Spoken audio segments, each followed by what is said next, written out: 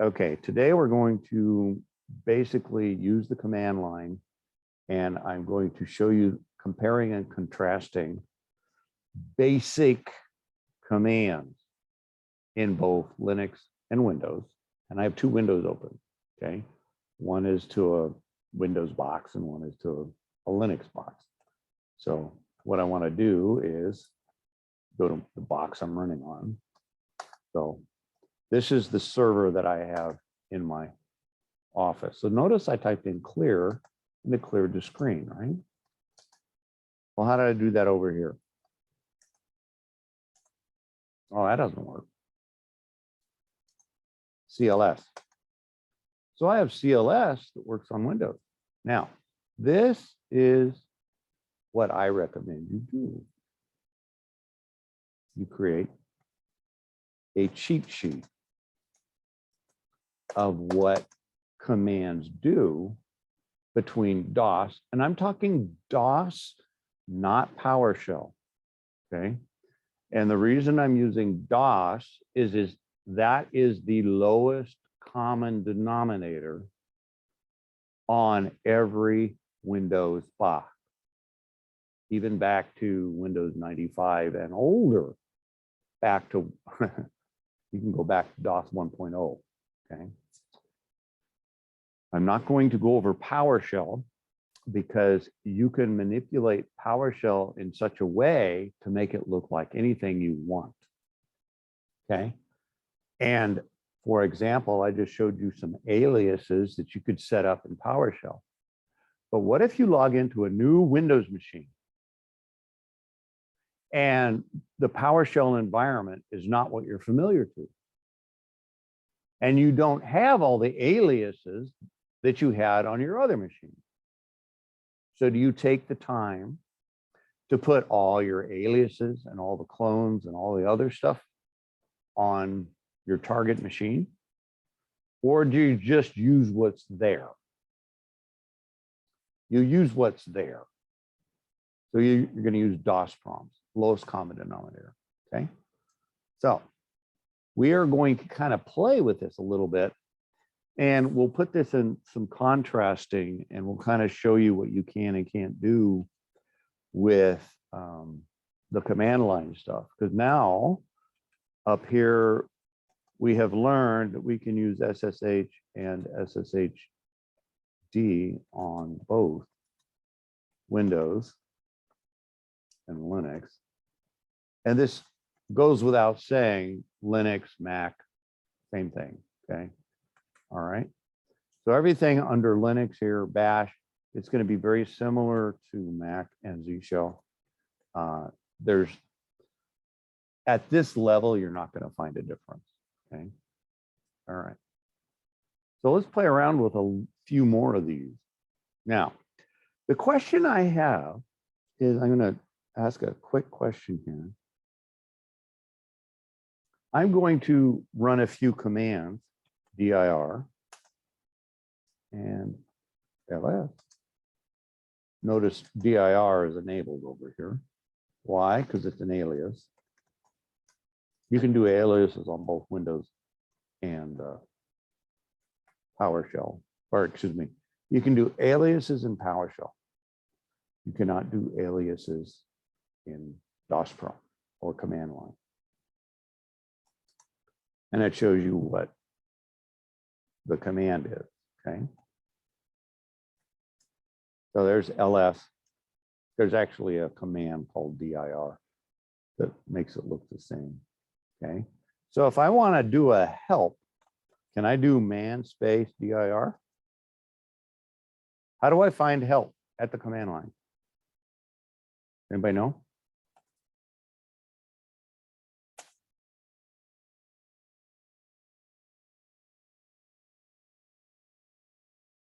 Does anybody know this? I was expecting somebody to know a little bit about this.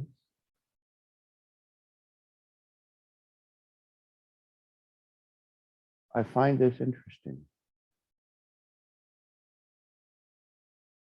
So what this tells me is You are this far in your computing career and you know absolutely nothing about the command line.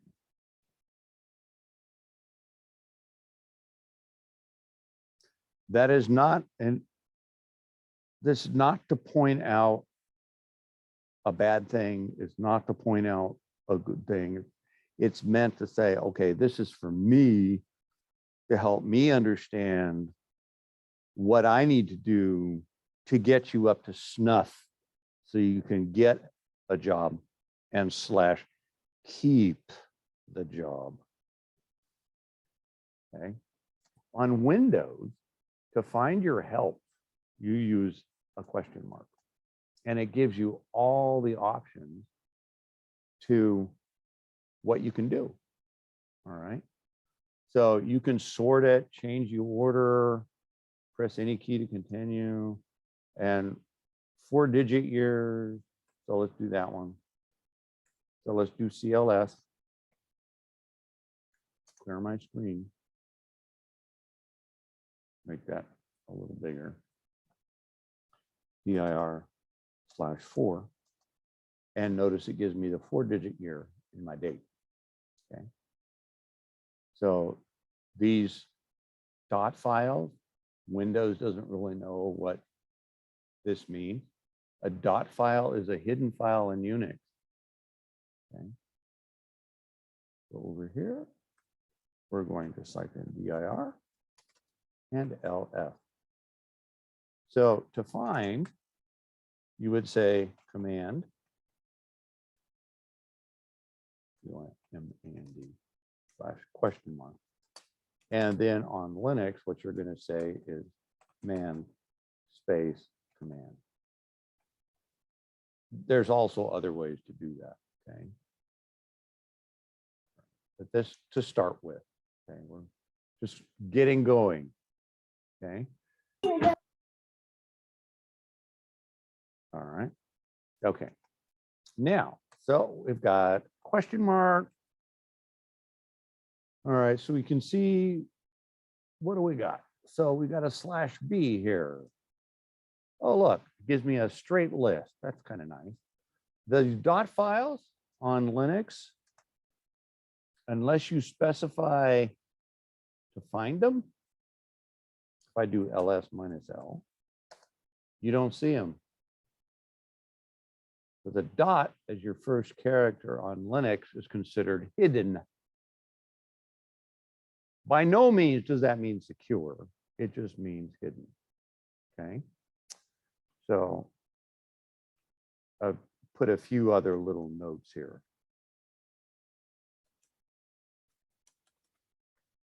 Leading dot means hidden. Doesn't mean secure. It just means don't cloud up my screen with a bunch of information I really don't want to see. But if you want to see hidden files, you -A.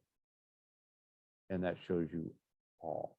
So if I do man space ls, I've got a lot of options. Just about every letter in the alphabet. Okay. Now, I use aliases all the time. And this is one I use a lot, LR. What this alias does is it types all of this out for me. Okay. What it's doing is give me one line sorted by time with the most recent file last. So the last file in the directory that's been touched, either by the system or by me, is at the bottom. And notice it's VIM info. So that's it. Okay. And I'm going to look at something here.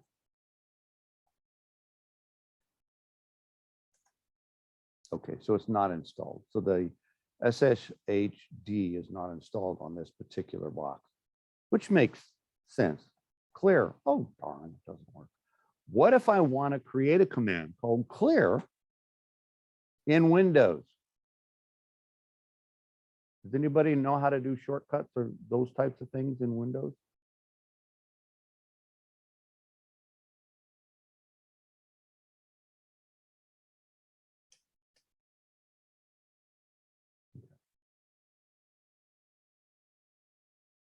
In DOS, we call it batch programming.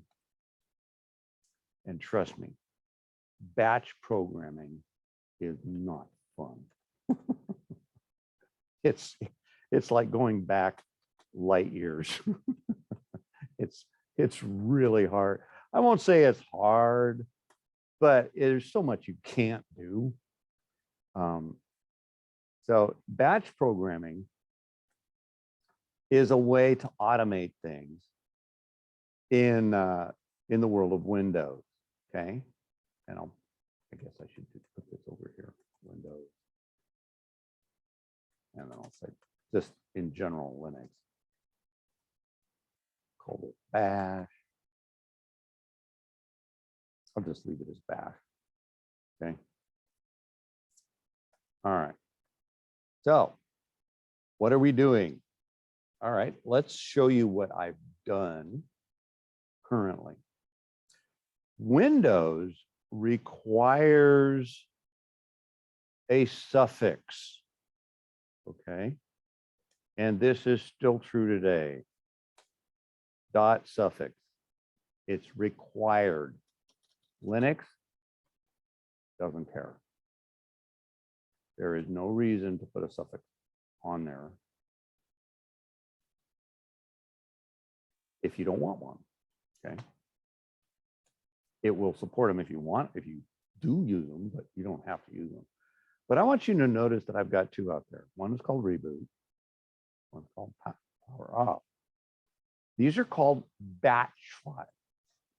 Now, a batch file, this is something you should actually know how to do as a network admin, is some batch programming, basic batch programming. What is it? How do I learn it? How much do I need to know? You have to know how to read it, that's for sure. It's not that hard. It's a pretty simple programming language. It does not support looping. It supports a test, kind of. Think of Visual Basic without hardly any niceties. It's really, really stripped down. So if I want to look at this, notice cat doesn't work, but I can type the word type and look at power off. What is this doing? Power off bat is running what? That's the shutdown command. And the way this shutdown command works is you type in shutdown space /T for time, how many seconds you want it to wait, and then /S for stop. Okay. Now, if I want to reboot, I have one called reboot. And it says shutdown, and it says R for reboot. So let's write a very simple batch script. Okay. I'm going to create one that gives me this command. Okay. Doesn't work. I want to make it work. Okay. Now, I want you to watch closely. This concept works on every operating system I have ever touched, all the way back to the days of Z80 and CPM and DOS 1.0. Okay, this concept, the implementation is different, but the concept, copy con to clear dot bat, enter. What I've just done is I'm rerouting my keyboard. Everything I type is now going to go into a file called clear.bat. I'm going to put in 2 lines. I'm going to say at echo off enter CLS. Enter. And then on Windows, you do Control Z. Hit enter. Now, if I do a dir, you will see that I have a CLS in here, or a clear. Now, if I type the word type,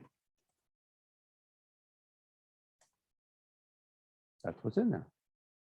So now let's run it. I do not need the .bat. I can just do that. And what it do?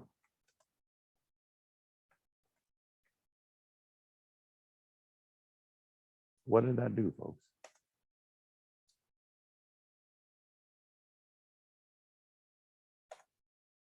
Oops. I should create one for type.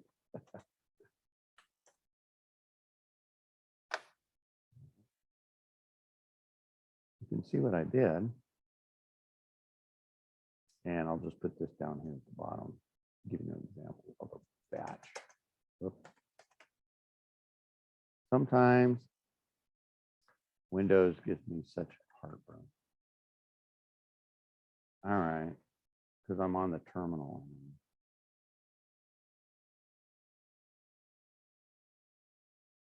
Windows is got a terminal that works much more like the Linux terminal.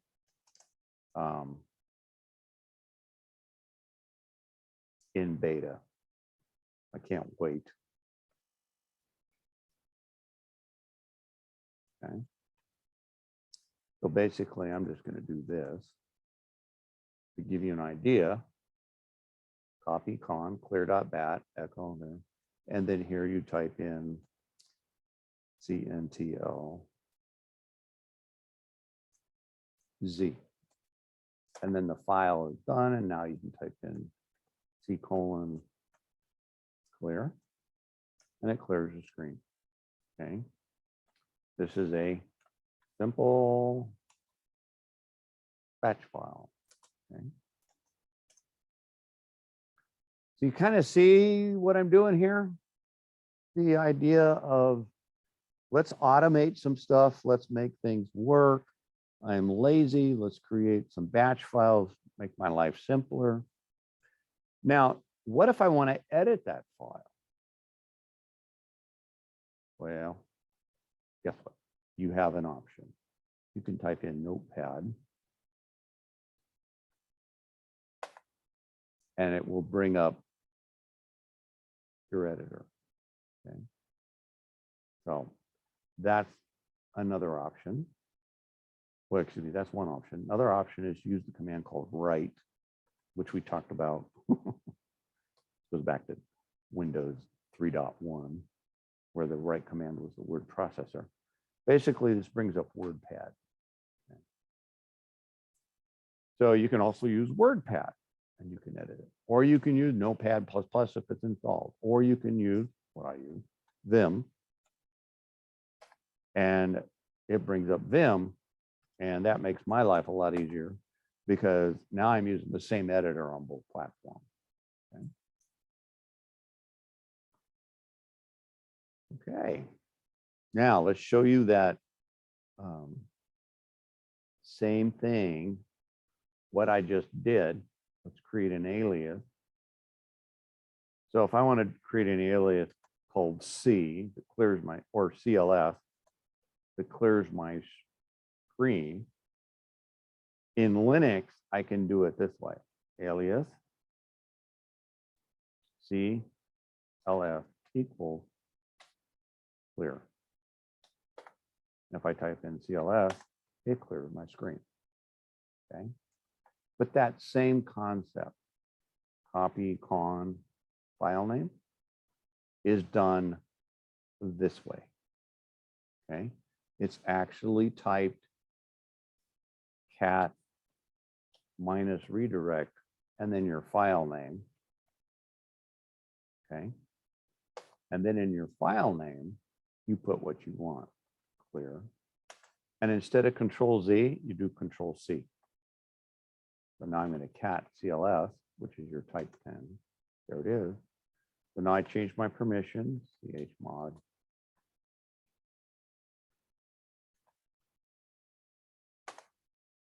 So I now have a CLS bash script that runs the clear command. Okay. Now, technically, I should write bash like this.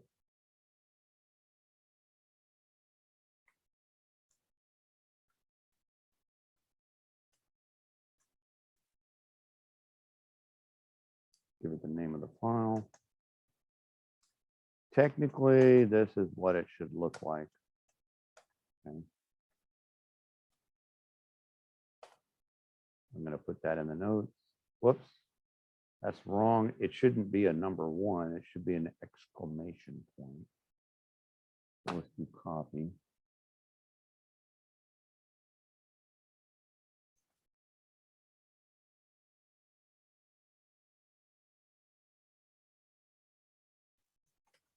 Okay. And let's do it again. There we go. So here, we're going to call it a simple bash script. I guess we should call it a script as well, even though it's a file.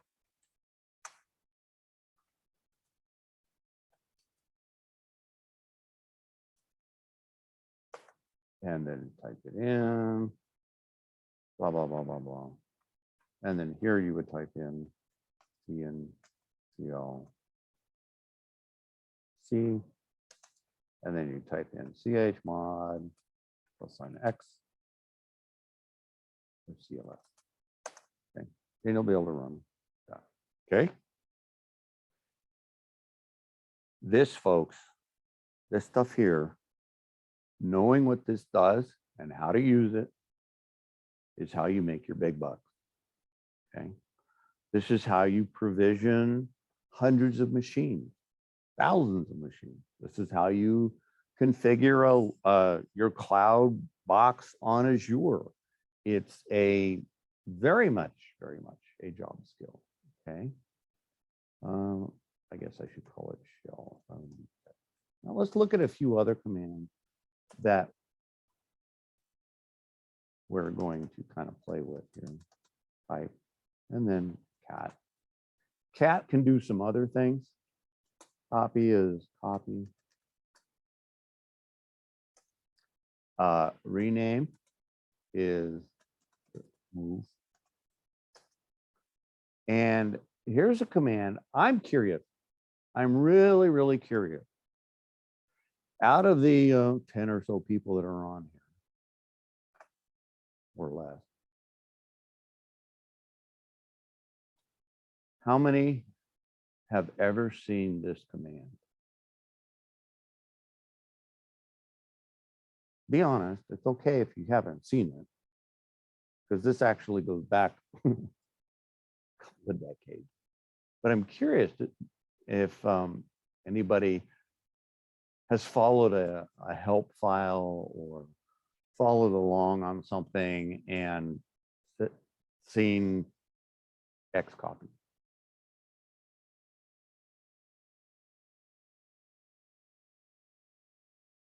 Okay, so one person has seen it in DOS, because that is a DOS command.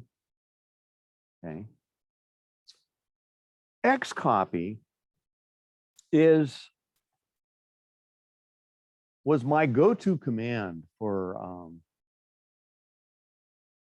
okay, I used to have too much time on a non-internet connected Windows Vista machine.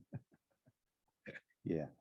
Xcopy is one way to copy an entire directory structure from point A to point B, including all the files. Okay. And it's got a restartable mode. So if it fails, you can start it up. You're going, oh, this is so cool. Xcopy is awesome. Well, guess what? Nothing new. It's tar. It's basically tar. And tar was one of the, Xcopy isn't necessarily better or worse. It's just you don't have to pay for it. Okay.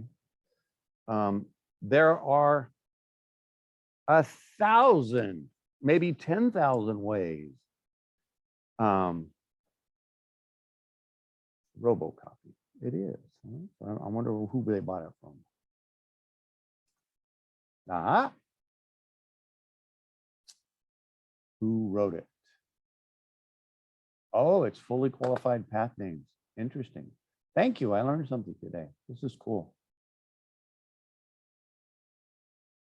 Mirror a complete directory tree. Well, that makes sense. That's probably why they did it. I'll make note of that. So we'll say X copy and robo copy. And then over here, we have tar. We have something called backup and restore. Those are awesome. And then we have CPIO. And then you have all the compression utilities to make things smaller. And we'll get to that in a minute. But tar basically, I guess I should probably put these on separate lines because they behave slightly differently. Okay. So X copy basically is a file. I'll just do this, file to file copy. Okay. So it copies one file to another file. That's all it does. Nothing fancy. That's basically copy with recursion type thing. Tar is interesting in the sense that it's a file to blob. And what it does is it takes all the files in a directory and subdirectory, if so declared, and puts it into a giant blob.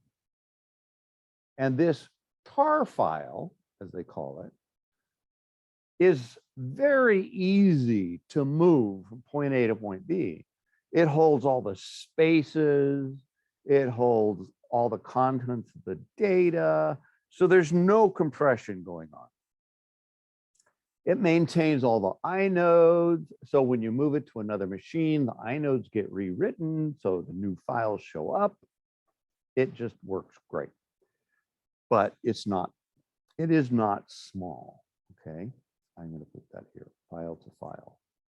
So this will not make any sense if you look at the notes, so you'll have to watch the video.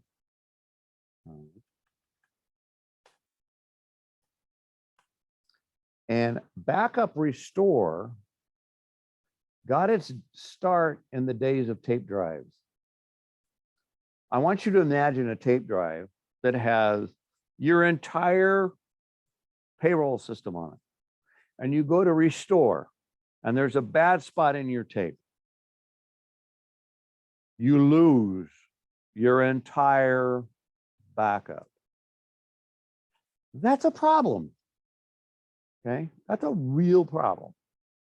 So backup and restore was designed by the Berkeley BSD folks to be able to restore tape when it had bad spots on it.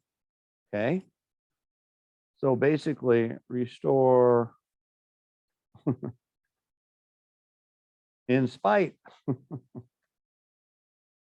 of bad spots. Okay, it's still installed and you can still use it, and it will restore in spite of bad spots, even if you're going disk to disk. Okay, CPIO is the system 5 backup from the days of old, and this stands for copy IO. It works at a much lower level than both tar and backup restore.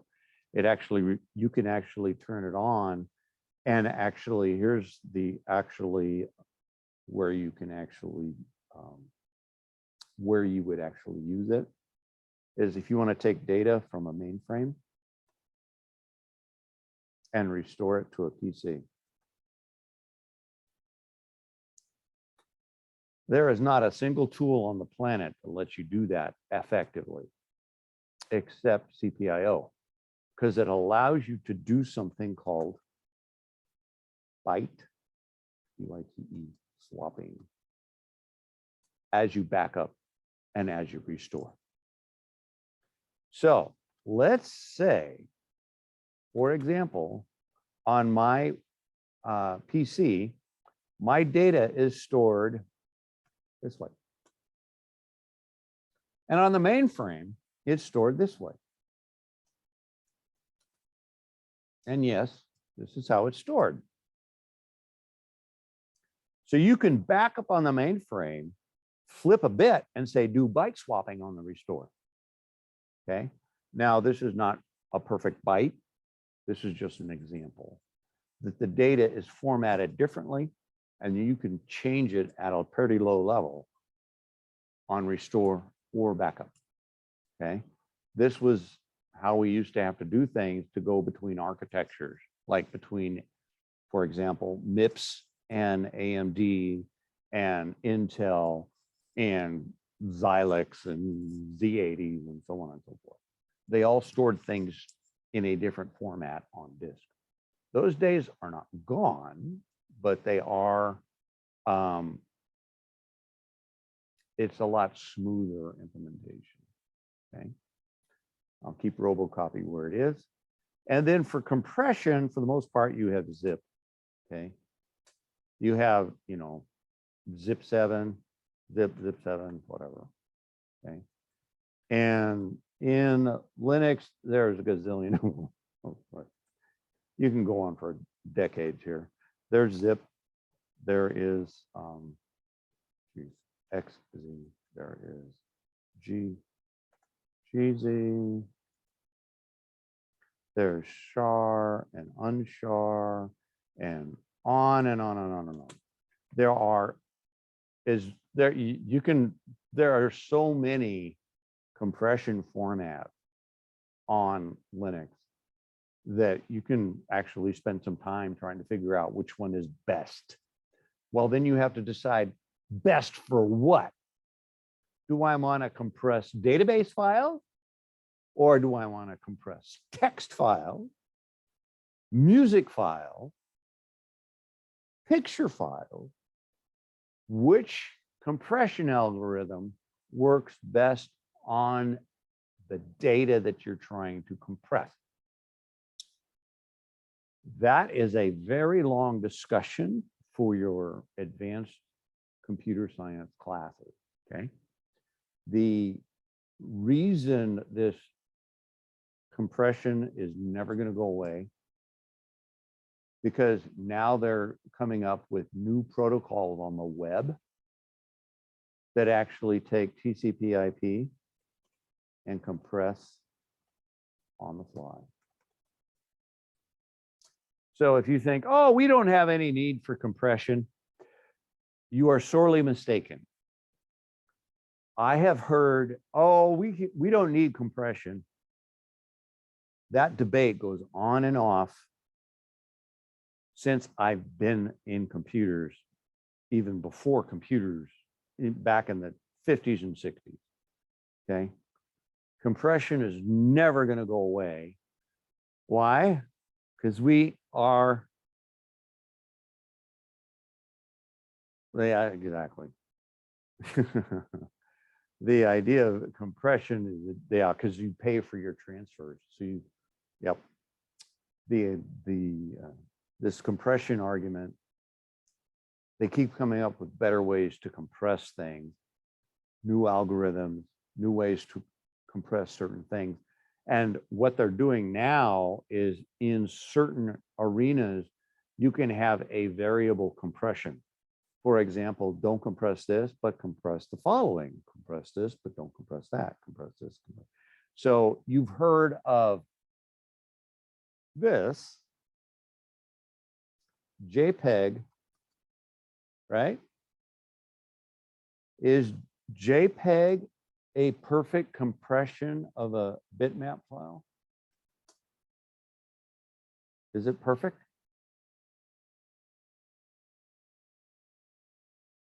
Anybody know?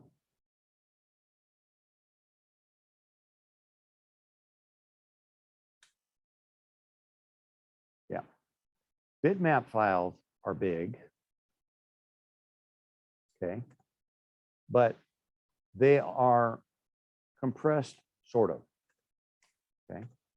But they're really big. JPEG is compressed, okay? However, it's something called lossy. When you take a file and convert it to JPEG, you lose data. Think about that just for a second. I'm compressing payroll data. I am going to lose some of that data when I compress it. Is that an acceptable business proposition?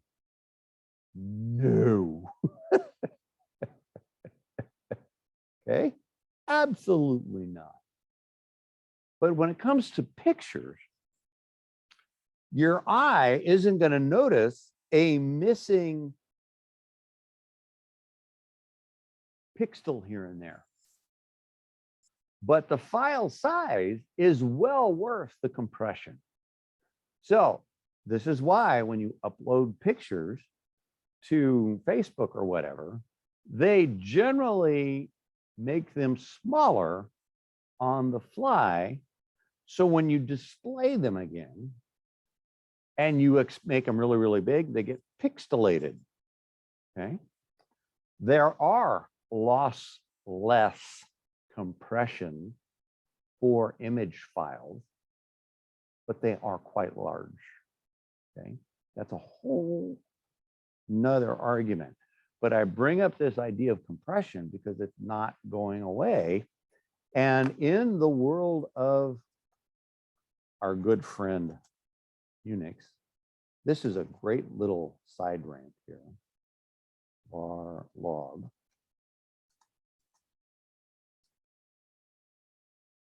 I want you to notice these GZs.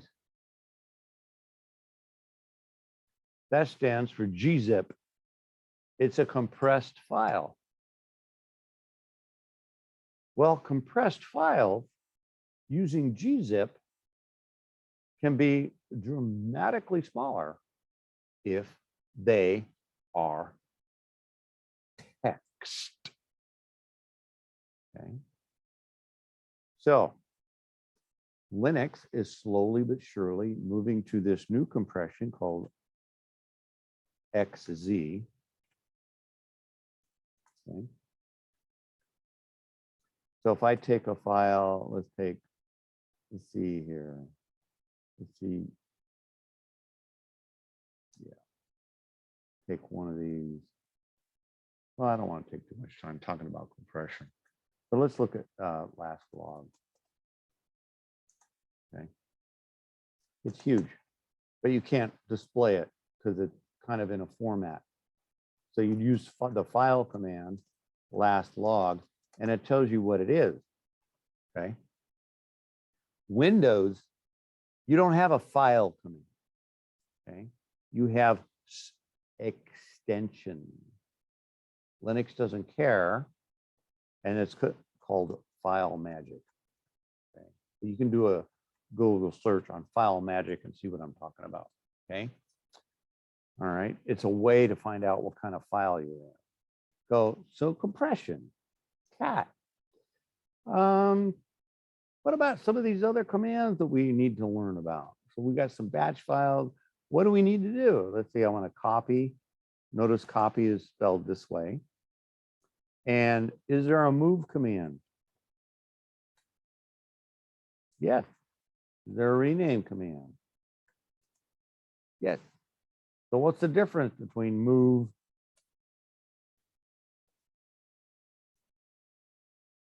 and rename?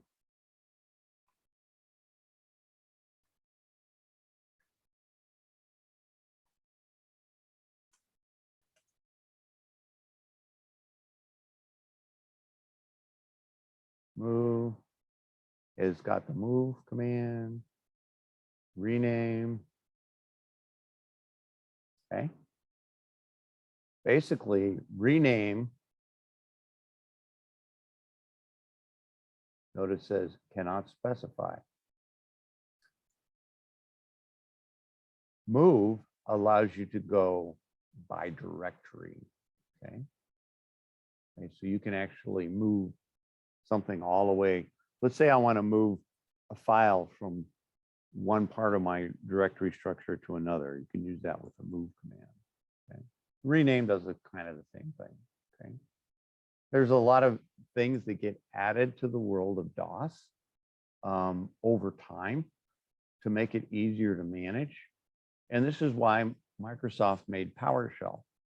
They saw that they needed to figure out a way to manage hundreds and thousands of machines from the command line so you can actually do stuff, because you can't add people to, for example, Active Directory. I want to add a computer to the domain, or if I want to add a user to the domain, unless it's changed, you actually have to be a domain admin to do that, which I think is nuts. You mean you got to go touch, you got to have a Windows domain admin touch 10,000 machines? That's crazy. Well, Microsoft saw it so too. So they started creating tools to make that kind of thing easier. And then they came up with PowerShell. Okay. And there are these add-ins to PowerShell to make it more similar in function to some of the Linux tools. Okay. And what you'll find is that some of the big tools out there in this arena, Ansible, IBLE, Puppet, Chef. There's other one. It's called orchestration tools. Okay. This allows you to manage thousands, if not, 10,000.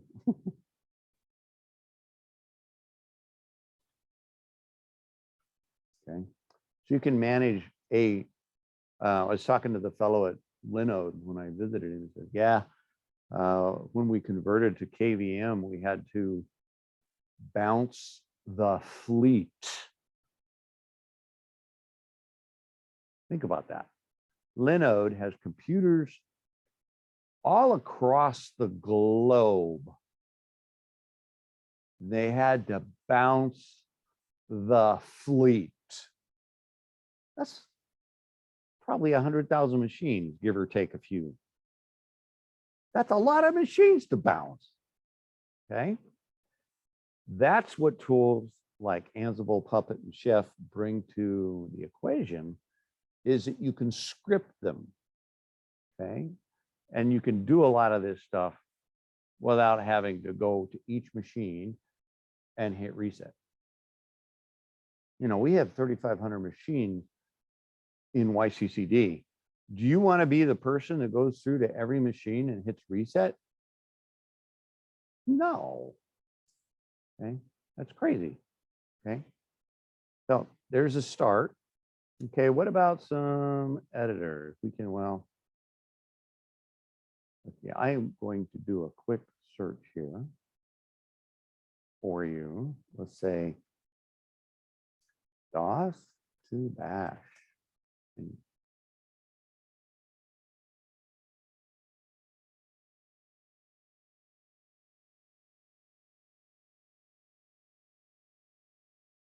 Here.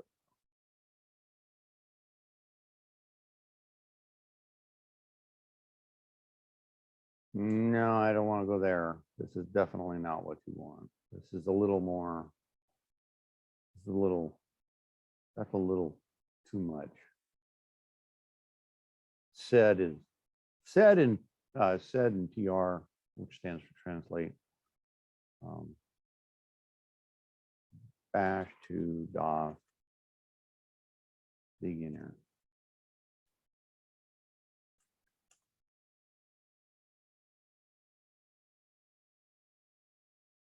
Nope, I should do it the other way. DOS to bash for the beginner.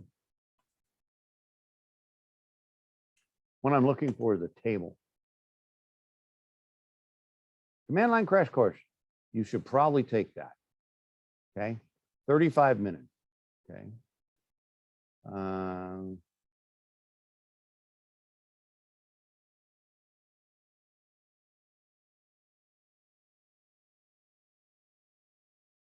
This is it here.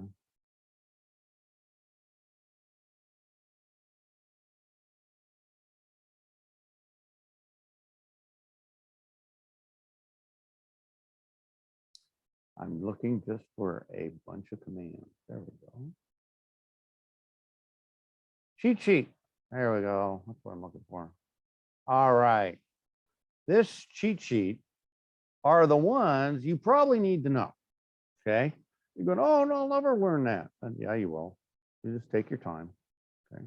And this is something, this looks like an image. Oh, it's PDF. Good. I'm going to do file, save as. I'm going to save this as a PDF because it's very handy to have something like this laying around. Because I don't use it enough, I forget. Okay.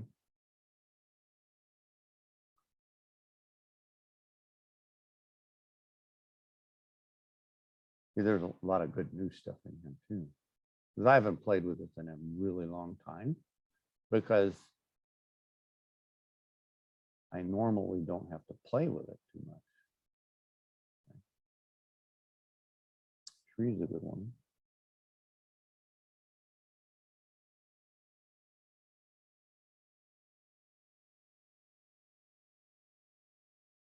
This is how you can get your graph table, is how you can do your emojis. Oh no, I can use a go-to command in a Windows command interpreter. Uh-oh, yeah, you can. It's okay. It won't kill you. So it's, oh, that's nice to see.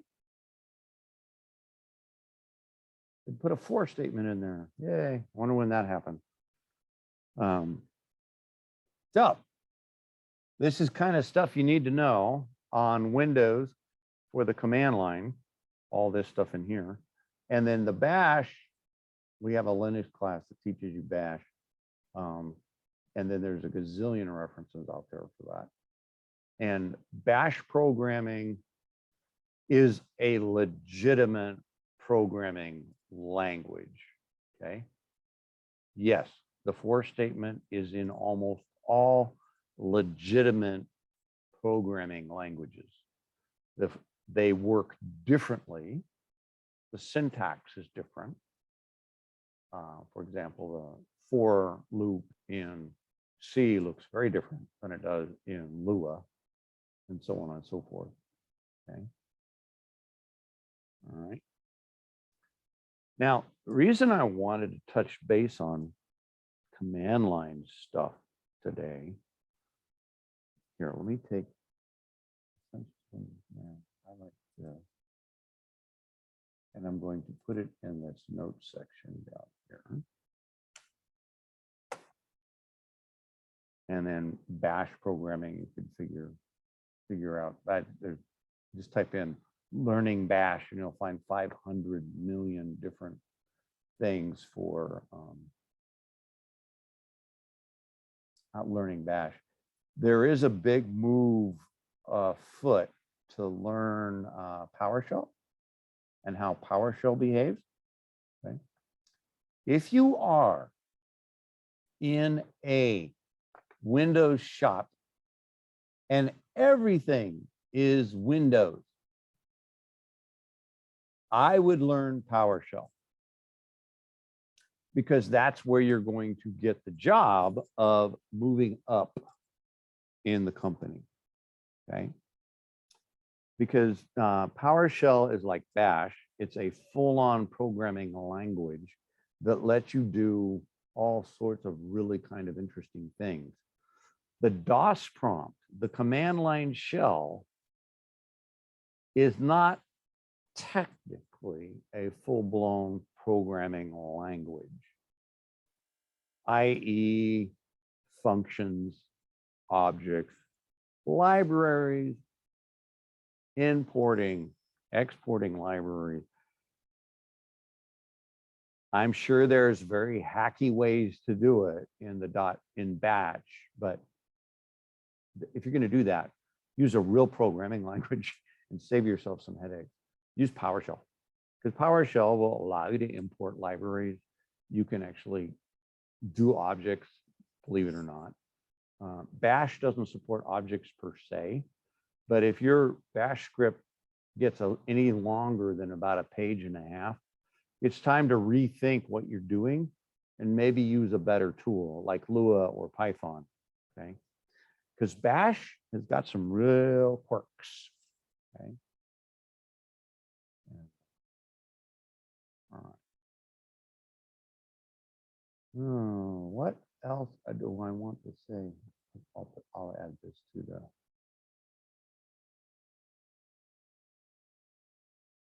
I'm going to add these links here.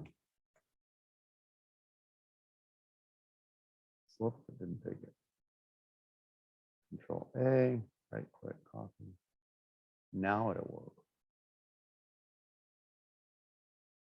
work. All right. So this is the Windows CMD prompt. And this is Windows SSHD, which is the daemon for that. Bash you can find anywhere. Now, you're going, hey, this is a networking class. Why do I need to know this? What if I want to check the IP address of every computer in my fleet by host name? How am I going to do that? Well, I have this thing called an ARP table, but guess what? That will not go across subnets. It's just within my existing subnet, okay? Which is this 163/24. So this is all the stuff that I've talked to on my machine over the past, whatever, okay? It's not telling me about the computers that are in the library, because when let's say I can get to a machine in the library, I can connect to it, but it won't be in my local ARP table. What will be? The router that I connect to will have the machine and IP and MAC address in it, and I will have the IP of the router that I connect to. So I need to write some scripts to be able to find out all the IPs in my fleet. Okay. And if I'm in Windows, well, time to go grab a video and start figuring that out. Okay. And if I'm on Linux, or I'm using Linux to manage both Windows and Linux, then it's time to figure out how I can actually write a script that will probe the operating system and find out which command I need to use before I run it. And yes, you can do that.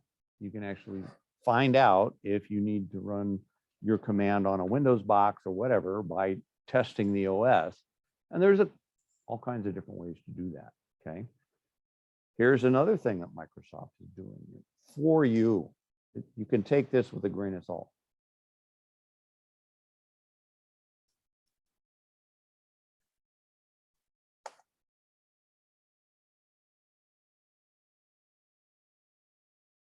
Did anybody know you could do this? I'm curious.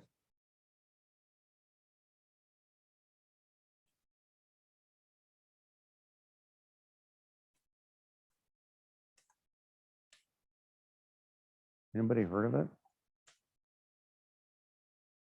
Okay. So yes, you can put PowerShell on Linux. What does that mean? It means the whole world, for example, you're primarily in a Windows shop and you have PowerShell gods working for you. And you get, let's say, 60 Linux boxes that need to do something special. Let's say they're doing shop floor automation or embedded systems, temperature control, running an assembly line or something. Well, those 60 Linux boxes, you can put PowerShell on them. And now you can manage your entire fleet from the same tool chain. Now, that's why Microsoft did it. The other reason is the Azure cloud is all on Linux machines. Okay. When you fire up a Windows box or a Windows server on Azure, you're getting a virtual machine. You're not getting a native hardware. The native hardware is all running various hacked up versions of Linux. It's the same at Amazon. It's the same at Google. For me, it's always been more interesting to work in big, monstrous computer rooms that control half the planet than to work for a mom and pop shop where there's 200 Windows machines to take care of. Okay. So that just depends on what your interests are. Okay. Not everybody likes that kind of stress, because if you do work for a company that manages half the planet, believe me, downtime is going to be a big issue. Oh no, we got hit with a denial of service attack and all our DNS is corrupted. You better believe you're not going to be moving from your desk until the problem goes away. Okay. So now they're showing you which flavors of PowerShell work on which flavors of Linux. Okay. Now you can see that this is getting better and better. Now, why is this so? Microsoft is providing the source code to the open source community to be able to put it on. Okay. So Ubuntu, you can run PowerShell. Okay. Raspberry, I wouldn't try it. There was at one time a Windows version on Raspberry, and all it would do is boot and display the Windows screen. That's all you could do. Because Windows took way too much disk and memory to do anything. But it was a proof of concept. Okay. All right. So yes, you can run PowerShell on Linux. So what does that mean to you? What's that mean to your future? Well, if you're primarily in a Windows shop, learn PowerShell. And if you really don't want to do Windows admin, well, spend your time learning Linux, because all the cloud providers are running on Linux, and working on the big stuff is going to be Linux for the most part. Okay. So, questions, complaints? Hopefully I've exposed you a little bit, because we don't have a class on, here's the command line, go learn it. It used to be people would come into computer science classes knowing that information. That's not the case anymore. If you've had an, some of you folks have never hardly seen a command line, even on your own personal computers. Yeah, I've installed an operating system. but you probably never saw the command line. That's neither good nor bad. It's just the tools are evolving. And you don't need to know the command line to do everyday things anymore. But you still need the command line if you want that high dollar job. Okay. All right. Command prompt, Windows. All right. On that note, I will kind of stop, but I do want to show you this. I'm running Jupyter Notebook and I hit new terminal. I am on a Linux box. Okay.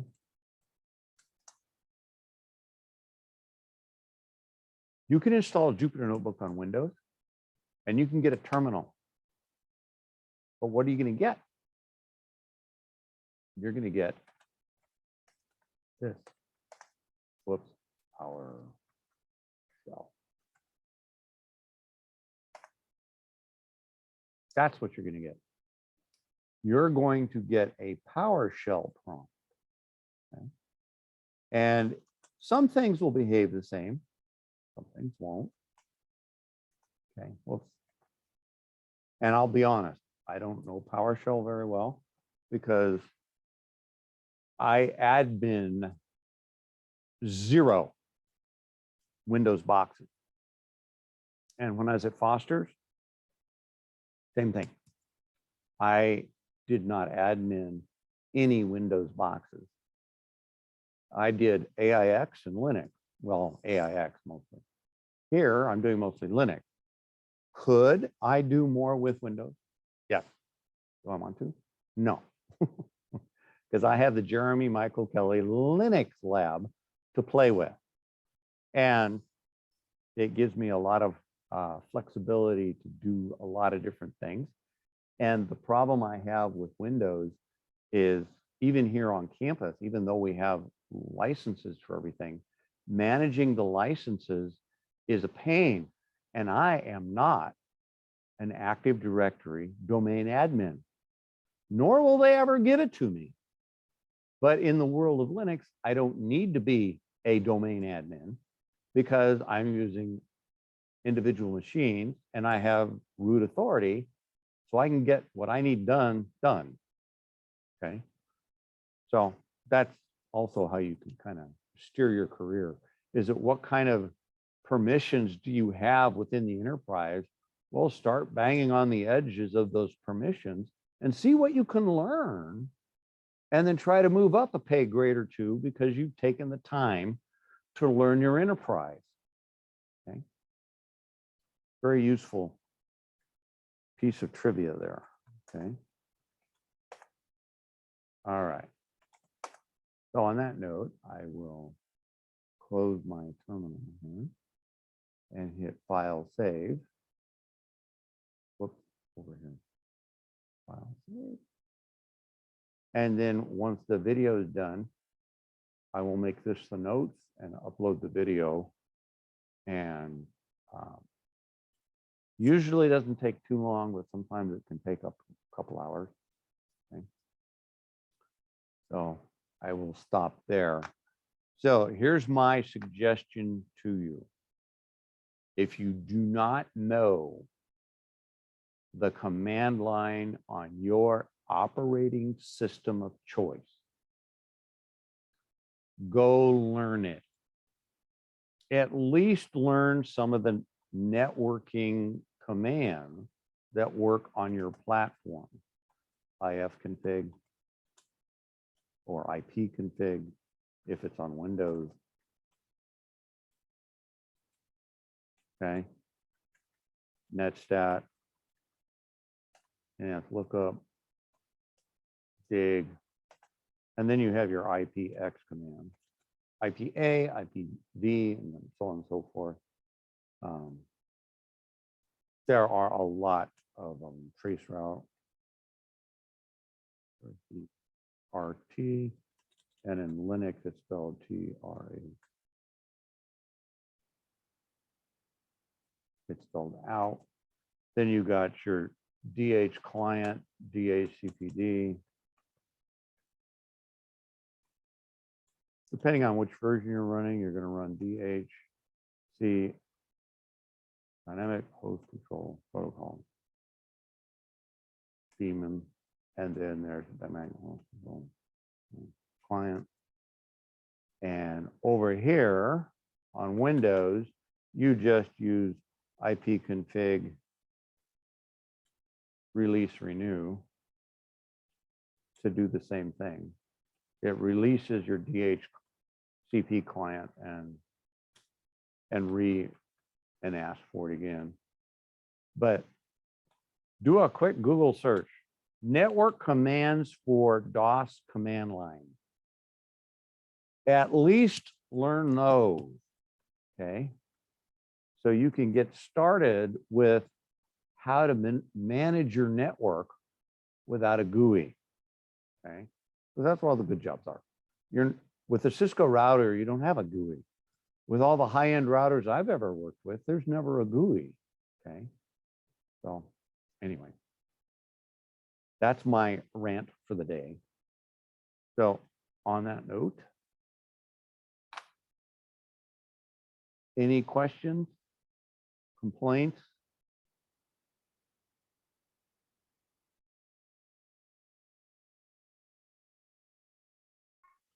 I have a question.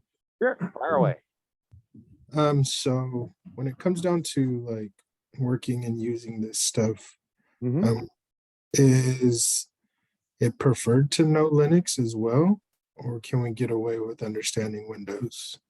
That depends on where you get hired. Okay. For example, if you go to work for a company that's a 100% Windows shop, then yeah, learning Linux is not going to be a big deal. However, I can almost bet if you get into bigger companies, You'll need Linux. they're going to be using bigger systems. Like if you go to work for Gallo, they're using AS400s, mainframes, HPUX. Okay. So it definitely pays to just learn both. Oh yeah, yeah. Well, yeah. There's in the chat says, yeah, if you're IT as in Windows support, Windows Mac, and the infrastructure backside Linux based, yeah, that's a good rule of thumb. And yes, Gallo has AS400s because they bought PeopleSoft or JD Edwards, and it's COBOL. They bought the COBOL. They hacked it to death, and now they don't have any choice. Nobody's around to manipulate the COBOL code, so they have to keep these things running. Same reason Foster Farms has a mainframe is they've got COBOL code base that supports flock scheduling that's 50 years old. What are you going to do? You know, well, you're going to keep it running. You know, you're not going to be able to read. No way you're. Let's go buy a package from Microsoft on flock scheduling. Good luck. Okay. Alex, I would, if I were you, haha. So a lesson is Valley will pay you well to learn COBOL. No, they won't. The people that they hire have been consultants that are old graybeards. And then when they retire out, it goes to India. So no. Yeah, so it's the reality is if you're stateside and you want to learn COBOL, make sure you know COBOL and the new technologies to bring COBOL into a modern era. And yes, open source COBOL is still undergoing rapid, continuous, new improvement development, as is Fortran. Okay, so these old languages never really go away. they just lose their popularity. Here's a case in point. Okay. There is a database called Unidata that runs our system here at the district. They pay an exorbitant amount of money to keep this old technology running because it would cost way too much to migrate the platform into something modern. Okay. Like I've said, you want a job that is future-proof? Learn how to import and export data to and from databases. ETL, extract, transformation, and layout. I don't care. Oh, all the new stuff is going to be compatible. No, it's not. I've been hearing it for 20 years. No, it's not. If you know how to get data out of a database, hey, I've got this fantastic MongoDB database. It has 900 terabytes of data. Oh no, we have to put it into Oracle. How do you do that? Well, import, export of data is never going to go away because there's always another way to put and store data. And so it's the same old, okay. All right, what's old is new. So if when it comes to learning new things, the one thing I'd recommend, Steve, is learn something, say Windows command line, really well.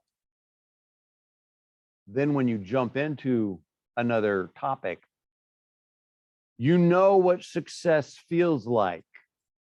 So you can jump into that new topic and you actually already know how to study for success. If you're a crap programmer in Python and you go pick up C++, guess what? You're going to be a crap programmer in C++ because you haven't learned it to mastery yet. There's new evidence in neuroscience that's saying that success in one area, let's say I won a gold medal in archery. In archery, okay, way outside my comfort zone. Okay, I was using it as an example. And I know I'm really good in archery because I got a gold medal from the Olympics. If I sit down and want to learn about databases, I am going to bring with me that discipline of mind to learning databases that I already have to being accomplished as in archery. This is why we hear success breeds success. Well, it comes from this basic idea. So somebody says, well, I can learn any programming language I want. I said, yeah, that's true. But you should learn one, I don't care what one, really, really well. Okay. Because that one, if you know you're really good at that, it makes it easier from the confidence standpoint, the human factors, the soft factor standpoint, to pick up on another one. Okay. So does that make sense for the most part? I hope. Yes, definitely. Thank you very much. You bet. Okay, folks. I think I will call that an end. So just my one little blip while I'm turning off the recording here. Stop recording. Yes.